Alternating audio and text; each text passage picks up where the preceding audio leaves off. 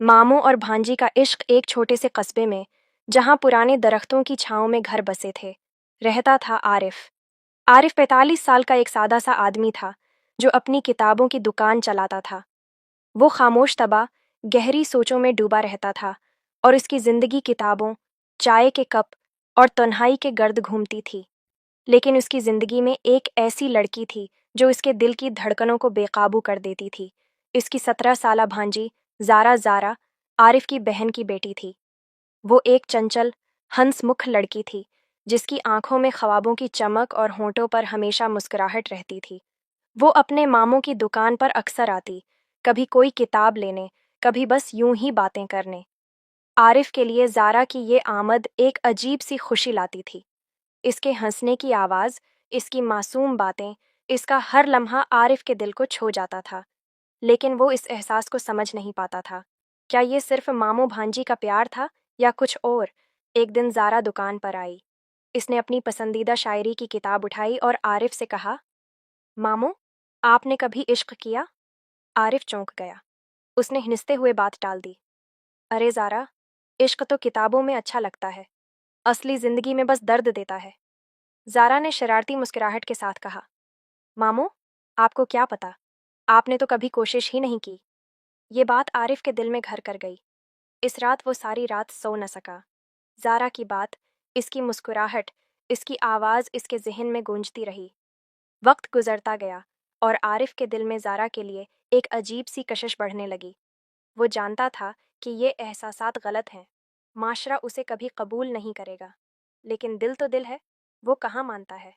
आरिफ ने खुद को समझाने की कोशिश की, लेकिन जब भी ज़ारा उसके सामने आती, उसका दिल बेकाबू हो जाता। वो उसे चुपके चुपके देखता, उसकी बातों को गौर से सुनता और उसके लिए छोटी छोटी चीज़ें करता। कभी उसकी पसंद की किताब तोहफे में देता, कभी उसे चॉकलेट लेकर देता।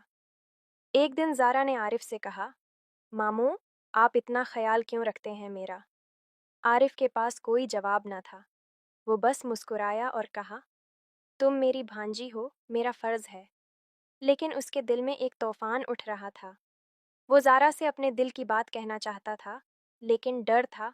डर माशरे का, डर अपनी बहन का, और सबसे बढ़कर डर इस बात का कि ज़ारा उसे गलत न समझ ले। एक शाम, जब कस्बे में मेला लगा, आरिफ ने ज़ारा को साथ ले जाने का फैसला किया। मेले में ज़ारा की खुशी दीदनी थी। वो झूलों पर झूलती, छिरियाँ खाती और आरिफ के साथ हंसती खेलती रही। रात गहरी हुई तो दोनों एक पुरस्कून जगह पर बैठ गए। आसमान पर सितारे जगमगा रहे थे। ज़ारा ने आरिफ की तरफ देखा और कहा, मामू, आपको नहीं लगता जिंदगी बहुत छोटी है? हमें वो सब करना चाहिए जो दिल चाहता है। आरिफ का दिल जोर से धड़का।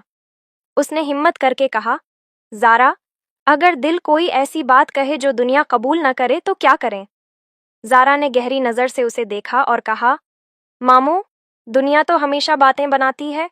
दिल की बात सच हो तो उसे सुनना चाहिए। ये जमला आरिफ के लिए एक इशारा था।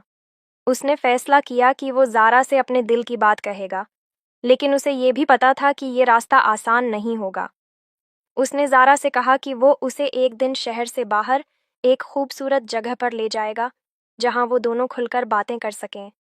ज़ारा खुशी से मान गई। एक हफ्ते बाद आरिफ ज़ारा को एक झील के किनारे ले गया। वहां चारों तरफ सुकून था, सिर्फ पानी की लहरों और परिंदों की आवाज़ें थीं। आरिफ ने हिम्मत जमा की और ज़ारा से कहा, ज़ारा, मैं तुमसे कुछ कहना चाहता हूँ। शायद ये सुनकर तुम मुझसे नाराज़ हो जाओ, लेकिन मैं ये बात दिल में नहीं रख सकता। ज़ारा ने हैरत से उसे देखा। आरिफ ने सांस लिया और कहा, मैं तुमसे मोहब्बत करता हूँ ज़ारा, न सिर्फ एक मामू की तरह, बल्कि इससे कहीं ज़्यादा। ज़ारा के चेहरे पर एक अजीब सी खामोशी छा गई।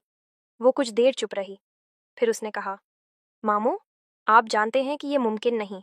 हमारा रिश्ता, हमारी उम्र, हमारा माशरा, ये सब उसे गलत कहता है। आरिफ ने सिर झुका लिया। उसे लगा जैसे उसका दिल टूट गया हो। लेकिन ज़ारा ने आगे कहा, लेकिन मैं ये भी जानती हूँ कि आपका दिल साफ है। आपने हमेशा मेरा ख्याल रखा, मेरी खुशियों को अपनी खुशी बनाया। मैं आपसे नाराज़ नहीं हूँ, लेकिन मुझे वक्त चाहिए। वक्त गुजरता गया। ज़ारा अब दुकान पर कम आने लगी। आरिफ को लगता था कि उसने सब कुछ खो दिया। लेकिन एक दिन ज़ारा दोबारा दुकान पर आई। اس نے عارف کی طرف دیکھا اور کہا، ماموں، میں نے بہت سوچا۔ میں جانتی ہوں کہ ہماری محبت کو دنیا کبھی قبول نہیں کرے گی، لیکن میں یہ بھی جانتی ہوں کہ آپ کے بغیر میری زندگی ادھوری ہے۔ عارف حیران رہ گیا۔ زارا نے آگے کہا، ہم شادی نہیں کر سکتے، ہم کھلے عام یہ رشتہ نہیں جوڑ سکتے، لیکن ہم ایک دوسرے کے لیے ہمیشہ موجود رہ سکتے ہیں۔